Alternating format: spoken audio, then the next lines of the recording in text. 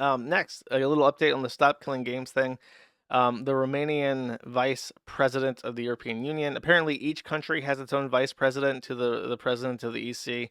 The Romanian one formally praised the Stop Killing Games initiative, and it has been mentioned at the European Commission press conference. So it looks like the European Union, regardless of the outcome of the petition, if there's like, if it falls just under 1 million after they remove signatures, I think that they're already preparing to handle the initiative as if it has passed. So that's a good sign for our boy Ross.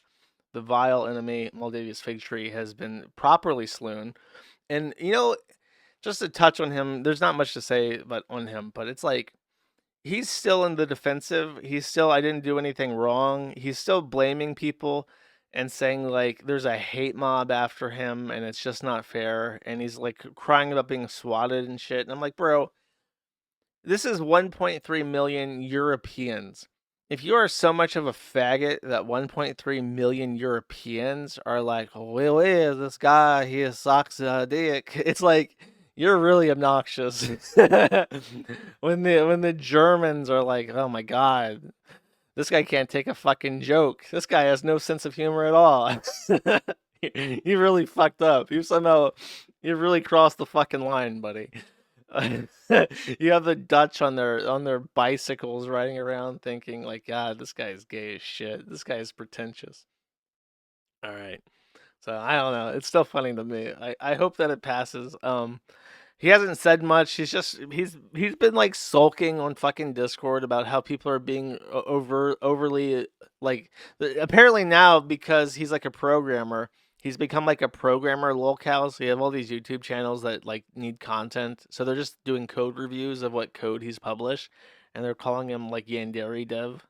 They're calling him worse than Yandere Dev because I think Yandere Dev, I haven't spoken about. I used to cover him a lot on these streams, but I think in the past he's actually started doing progress on his fucking game. So they're saying that he's worse than Yandere Dev because at least Yandere Dev is making progress on the simulator game while he's not making any progress. So he's really getting fucking roasted. He needs to consume that cum chalice. That was the. If he consumes the cum chalice, he'll get the strength he needs to finish his Undertale reboot or whatever the fuck it is.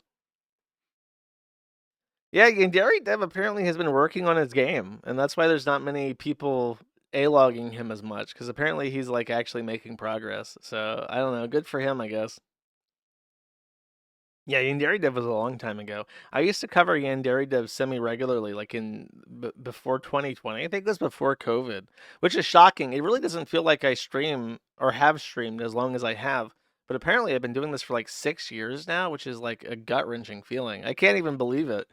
Um, it doesn't. Honestly, it feels so. I maybe it's just because I keep fucking everything up and I have to keep reinstalling OBS. But it really feels like I only recently started doing this, which I guess is a good sign. It doesn't feel like it's old.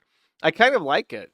I like really long showers because when I am in a shower, I it's like the only time I can really decompress and start thinking about stuff. And it's like I start processing all the thoughts that I have lingering around in my head while I don't have anything else to do besides like wash my hair and shit. And I guess a stream is kind of like that. It's like a decompression. It's like rubber ducking. When you do programming and you're stuck, you can talk to a rubber duck and try to figure things out. I can talk to chat and be like, "Hey, chat, what do you think about this?" And then I know what to think because I've gained a sense of security through consensus, which is the best way to form opinions. So it is like a sense of decompression, I guess.